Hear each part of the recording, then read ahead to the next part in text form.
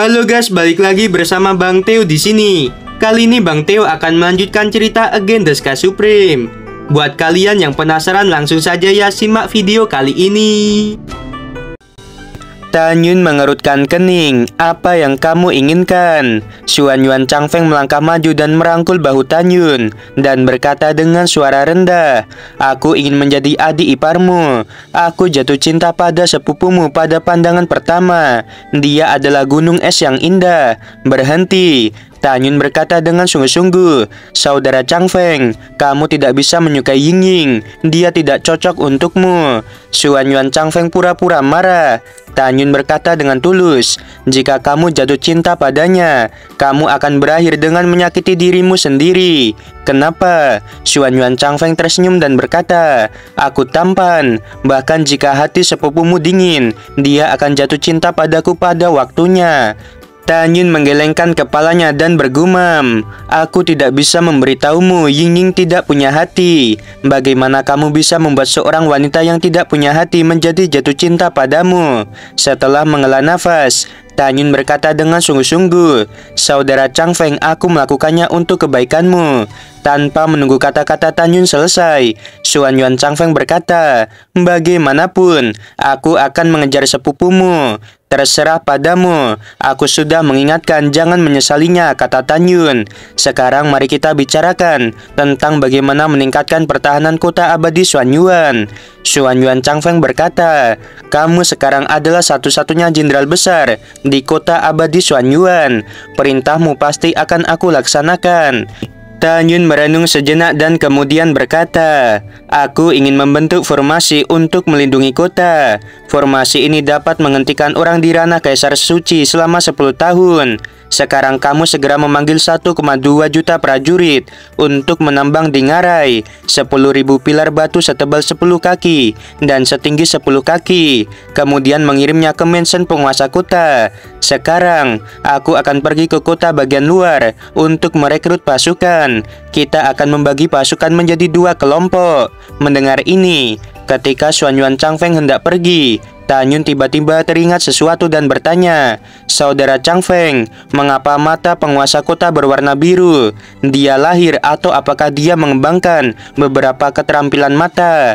Xuan Yuan Changfeng berkata, "Dia dilahirkan dengan mata berwarna seperti itu."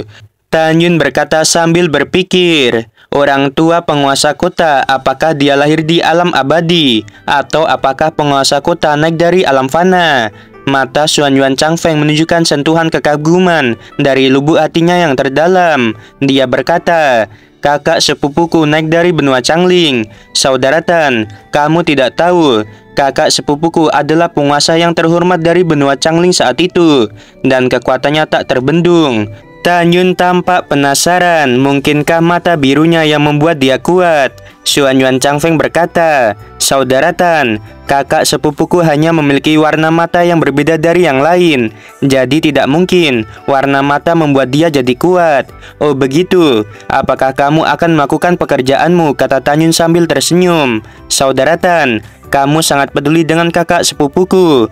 Mungkinkah kamu jatuh cinta padanya?" Xuan Yuan Changfeng tertawa dan berkata, "Itu normal. Ketika dia berada di benua Changling, dia adalah wanita tercantik. Jika kamu ingin mengejarnya, itu sesulit pergi ke langit. Bagaimana dengan ini?" Xuan Yuan Changfeng berkata di telinga Tanyun, "Kamu membantuku mengejar sepupumu, dan aku membantumu menangkap saudara perempuanku."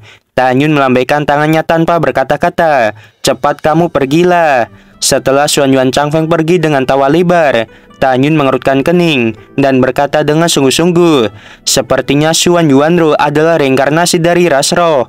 Dia seharusnya lupa ingatan. Jika tidak, dengan kekuatannya saat ini, seharusnya tidak mungkin bisa menggunakan kekuatan penuh dari mata biru.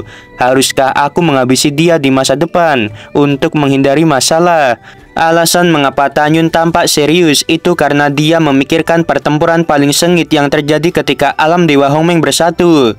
Lawan beratnya adalah ras roh. Di dunia, selain ras manusia, ada ribuan ras. Di antara mereka, 36 ras adalah yang terkuat, yaitu ras Dewa Honghuang, ras Dewa Manhuang, ras Naga Iblis, ras Naga Emas, ras roh, ras naga, ras surgawi, dan seterusnya. Di antara 36 ras itu, ras roh dan ras surgawi adalah yang paling kuat. Selama perang tahun itu, Tanyun memimpin ras dewa surgawi dan bertarung dengan ras roh selama ribuan tahun sebelum akhirnya mengalahkan ras roh, menyatukan alam Dewa Hongmeng dan menjadi Hongmeng Supreme. Pada awalnya, Tanyun dengan jelas ingat bahwa orang-orang yang selamat dari ras roh, mereka melarikan diri dari alam Dewa Hongmeng. Jiwa pemimpin ras roh yang tidak lengkap melarikan diri dari alam Dewa Hongmeng dan menghilang. Sejauh ini, mata biru adalah tanda dari ras roh. Tanyun dengan jelas mengingat suara dingin yang dikatakan oleh pemimpin ras roh. Tanyun menggelengkan kepalanya dengan keras dan menghela nafas dalam hati. Ada cahaya merah samar-samar di mata biru Xuan Yuanru. Mata ini hanya dimiliki oleh pemimpin dari ras roh. Jika aku tidak salah, dia seharusnya adalah reinkarnasi dari pemimpin ras roh. Jika suatu hari dia membuka ingatannya, kekuatannya cukup kuat untuk menghancurkan dunia. Haruskah aku menghabisinya? Pada saat ini Tanyun ragu-ragu karena dia memikirkan Xuan Yuan Haokong yang tidak jahat padanya. Jika dia menghabisi Xuan Yuanru, bukankah Tanyun ini termasuk orang jahat? Tanyun memejamkan mata dan berpikir, sekarang alam Dewa Hongmeng telah diduduki oleh musuh. Keluhanku dan ras roh harusnya telah berakhir. Jika Xuan Yuanru memulihkan ingatannya suatu hari nanti dan mengaktifkan kekuatan ras roh, aku akan berbicara dengannya pada saat itu. Jika bisa berdamai, maka akan berdamai. Jika tidak bisa, maka akan bertarung. Tanyun memasuki pagoda dan memberitahu istrinya dan semua orang tentang masalah ini. Tanyun tidak boleh menyebutkan teknik keterampilannya kepada siapapun dan juga reinkarnasinya dari Hongmeng Supreme. Mendengar ini, mata indah Toba Yingyi menunjukkan sedikit ketakutan. Tuan, jika Xuan Yuanru adalah reinkarnasi dari pemimpin ras roh, begitu dia membuka ingatannya, itu akan menjadi bencana bagi kita di masa depan. Tuan, kamu juga tahu bahwa ketika kamu berada di ranah yang sama dengannya, kamu bertarung dengannya selama 3 tahun sebelum kamu mengalahkannya. Tuan, kamu harus berpikir 2 kali. Mendengar ini, Tanyun melambaikan tangannya dan berkata, baiklah, aku sudah memutuskan. Aku tidak ingin menghabisinya untuk saat ini. Bahkan jika aku ingin menghabisinya, aku akan melakukannya, tegak dan melawannya sampai mati, tapi tidak sekarang. Kemudian Tanyun terbang keluar dari mansion penguasa kota, berubah menjadi seberkas cahaya, dan langsung pergi ke kota bagian luar. 1 jam kemudian, Xuan Yuan Changfeng memanggil 2 jenderal abadi lainnya yang masih hidup, 8 letnan jenderal, 20 mayor jenderal, dan 1,2 juta prajurit. Kemudian, memimpin mereka semua ke ngarai dan menambang 10.000 pilar batu. 4 jam kemudian, seberkas cahaya ungu turun dari langit dan mendarat di arena hidup dan mati. Segera Tanyun melepaskan kesadaran abadi yang sebanding dengan ranah kaisar manusia tingkat ke-10. Lalu dia berkata, aku Tanyun, bos pavilion Sisu Zentian. Aku belum mati, aku kembali. Jika kalian menganggapku sebagai teman, segera beritahu semua orang di kota bagian luar untuk datang ke arena hidup dan mati. Aku memiliki pengumuman penting untuk diumumkan. Mendengar ini, kota bagian luar benar-benar mendidih. Apakah kalian mendengar itu? Bos Tan tidak mati, dia kembali. Ya, aku juga mendengarnya. Itu memang suara Bos Tan. Bagus sekali, ada pil hukum tingkat tinggi yang bisa dibeli. Ikuti perintah Bos Tan dan beritahu seluruh orang untuk datang. Dalam setengah hari, berita bahwa Tanyun masih hidup tersebar di kota bagian luar. Banyak orang berdatangan, seperti gelombang hitam pekat bergegas menuju arena hidup dan mati. Saat malam tiba, semua orang melayang di udara di sekitar arena. Mereka menatap Tanyun. Bos Tan, kamu benar-benar tidak mati, ini bagus. Apakah kamu akan menjual pil hukum tingkat tinggi lagi? Bos Tan, kemana saja kamu selama 10 tahun terakhir? Kami pikir kamu sudah mati. Kemudian orang-orang tertawa bahagia. Bagi mereka, ini adalah kabar baik bahwa Tanyun telah hidup kembali. Itu mengurangi kekhawatiran mereka tentang situasi kota abadi Xuanyuan saat ini. Mereka tahu bahwa Jenderal Xuanyuan sudah mati dan Jenderal Sima serta Jenderal Sugi telah membelot. 9 jenderal besar lainnya juga melarikan diri dengan 90 juta prajurit. Kota abadi Xuanyuan hari ini telah jatuh dari masa kejayaannya, telah hancur berantakan dan berubah menjadi tumpukan pasir yang tersebar. Sebelum Tanyun tiba di kota bagian luar, orang-orang ini gelisah di dalam hati mereka, takut suatu hari musuh yang kuat akan datang menerobos formasi pertahanan dan masuk. Semuanya diamlah. Tanyun melihat sekeliling pada semua orang, dan begitu dia selesai berbicara, orang-orang langsung diam. Tidak ada keraguan bahwa yang memiliki karisma tertinggi di kota bagian luar adalah Tanyun. Tanyun mengepalkan tangannya dan melihat sekeliling ke kerumunan yang padat dan berkata dengan sungguh-sungguh, mulai hari ini dan seterusnya, aku sementara mengambil jabatan jenderal besar. Seperti yang kalian semua tahu, kota abadi Xuanyuan sekarang dalam bahaya. 9 jenderal besar lainnya telah meninggalkan kota, seperti anjing beserta 90 juta prajuritnya. Meskipun mereka telah pergi, kota abadi Xuanyuan akan tetap berdiri, tidak pernah runtuh dan bertahan selamanya. Ketika semua orang mendengar kata-kata itu, mereka memandang Tanyun dengan tidak percaya. Mereka tidak pernah berpikir bahwa Bostan telah berubah menjadi satu-satunya jenderal besar di kota. Tanyun berkata dengan keras, aku memberitahu semua orang bahwa Jenderal Xuanyuan, paman penguasa kota, dia tidak mati dan akan kembali di masa depan. Ketika orang-orang mendengar itu, mereka bersorak gembira. Jelas, Xuanyuan Haokong memiliki karisma yang besar di hati mereka. Setelah Tanyun melambaikan tangannya untuk memberi isyarat kepada semua orang untuk diam, dia berkata dengan wajah lurus, hari ini, aku di sini untuk merekrut pasukan demi melindungi kota abadi Xuanyuan dan melindungi tanah air kita. Mereka yang mau mengikutiku, silahkan pergi ke arena hidup dan mati. Begitu kata-kata ini keluar, Tanyun cukup terkejut bahwa orang-orang bergegas ke arena. Ternyata daya tarikku sangat kuat. Ketika Tanyun berseru dalam hatinya, lebih dari 50 juta orang sudah berdiri di arena. Terima kasih semua atas kepedulian kalian. Tanyun berkata dengan keras, persyaratan minimum untuk merekrut pasukan kali ini bukanlah ranah hukum abadi tingkat ke-6. Minimum tidak boleh lebih rendah dari ranah hukum abadi tingkat ke-8. Orang-orang tercengang ketika mereka mendengar kata-kata itu dan segera berkata, mengapa jadi seperti ini? Jenderal, meskipun ranah kita belum mencapai ranah hukum abadi tingkat ke-8, tapi kita tidak takut mati. Ya Jenderal, kami setuju bergabung dengan kemiliteran. Kami akan mempertahankan tanah air kami. Melihat orang yang antusias, Tanyun menggelengkan kepalanya, memberi isyarat kepada semua orang untuk diam. Dia berkata, ingat, jika ranah kalian terlalu rendah, kalian akan mati sia-sia. Mereka yang tidak mencapai ranah hanya akan menambah korban. Aku ingin membangun pasukan yang tak terkalahkan untuk mengalahkan kota terbengkalai. Jadi jika ingin bergabung dengan kemiliteran, kalian harus berlatih dengan keras. Sekarang mereka yang berada di bawah ranah hukum abadi tingkat 8 tinggalkan arena. Tidak lama kemudian, hanya ada 1,8 juta orang yang tersisa. Dengan kata lain, hanya ada orang-orang ini di seluruh kota bagian luar. Tanyun melonjak ke langit. Kesadaran abadi menyelimuti lebih dari 1,8 juta orang. Lalu dia berkata dengan keras, ranah hukum abadi tingkat ke-8 bisa mendapatkan 4 pil hukum tingkat tinggi secara gratis. Tingkat ke-9 bisa mendapatkan 3 pil secara gratis. Tingkat ke-10 akan mendapatkan 2. Dan tingkat ke-11 akan mendapatkan 1. Begitu kata-kata ini keluar, lebih dari 1,8 juta orang sangat bersemangat. Orang-orang yang gagal bergabung mengamati lebih dari 1,8 juta orang. Mata mereka penuh dengan keirian. Jenderal, apakah pavilion Sisu Zentian masih buka? Jika demikian, apakah kamu masih akan menjual pil hukum tingkat tinggi?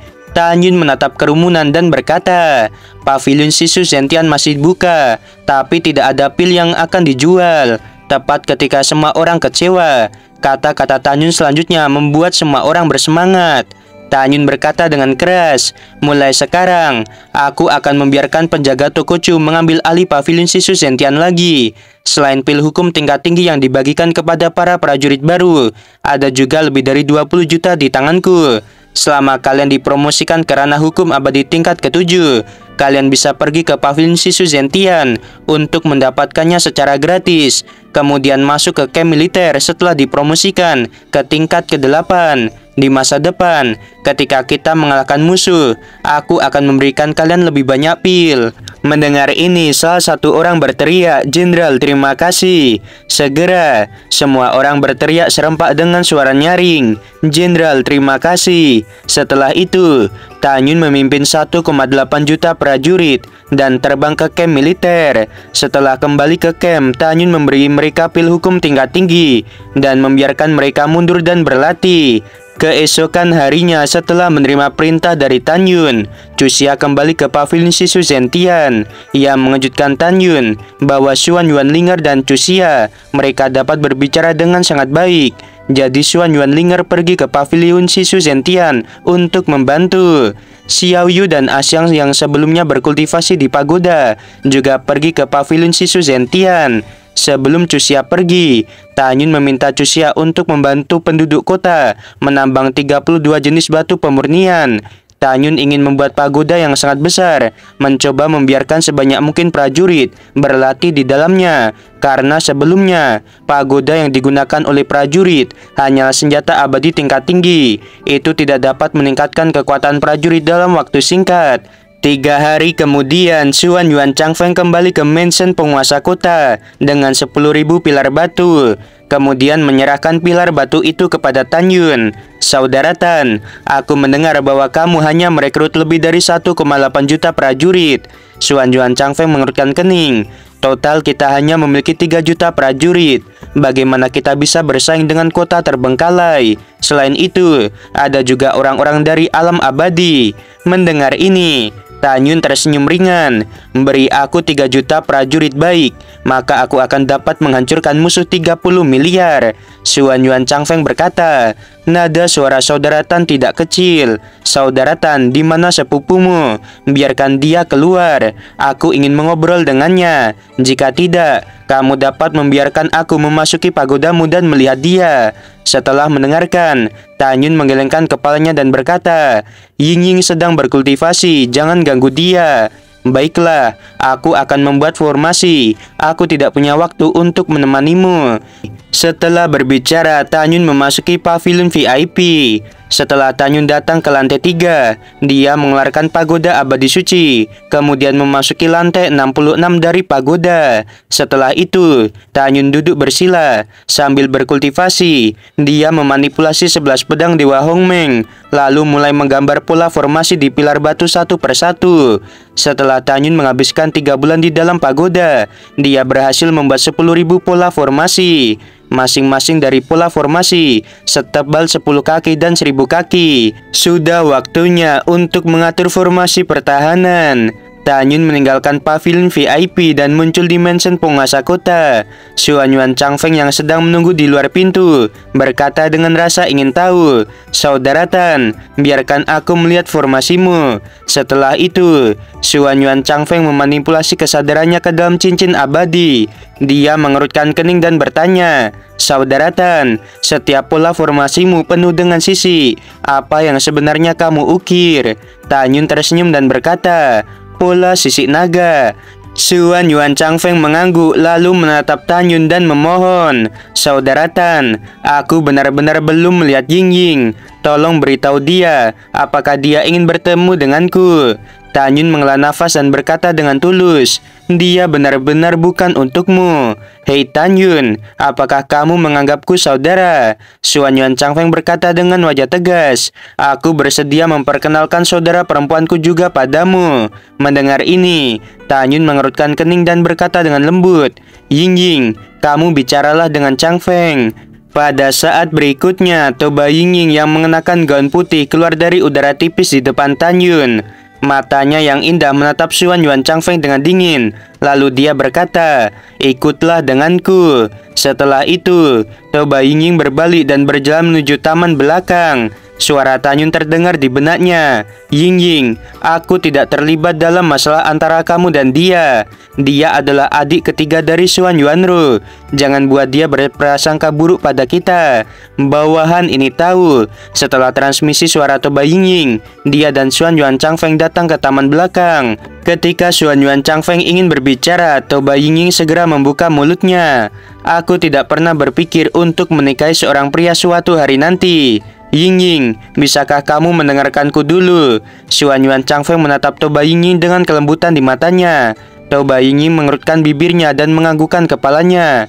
Xuan Yuan Changfeng memandang Toba Ying dengan penuh kasih sayang dan berkata dengan lembut, ketika aku berada di alam fana, aku tidak tertarik pada wanita manapun. Setelah aku naik ke alam abadi Hongmeng ke-9, aku juga bertemu banyak wanita yang menyukaiku, tetapi aku menolak mereka semua.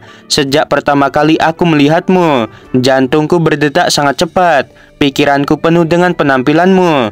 Aku tidak memintamu untuk langsung jatuh cinta padaku.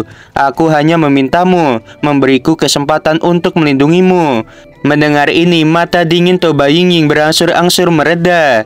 Dia menatap pria muda yang luar biasa di depannya dan berkata dengan lembut, ada beberapa hal yang tidak bisa aku katakan padamu. Aku tidak ingin kamu membuang waktumu untukku. Jangan membicarakannya di masa depan. Aku tidak akan menyukaimu. Toba Ying berbalik dan berjalan selangkah demi selangkah. Xuan Yuan Changfeng memandang Toba Ying dan berkata, Ying, aku pasti akan membuatmu jatuh cinta padaku. Toba Ying berhenti sejenak, tetapi sebelum menoleh, suara dingin terdengar, tidak akan pernah. Ketika Toba Ying datang ke Tanyun berkata, Changfeng itu baik, tapi kalian benar-benar tidak bisa saling mencintai. Meskipun aku tahu kamu tidak punya hati, kamu punya emosi, sulit untuk jatuh cinta pada seseorang. Namun, aku masih sangat takut suatu hari nanti kamu akan jatuh cinta padanya. Jika kamu benar-benar jatuh cinta, itu akan menjadi kemalanganmu.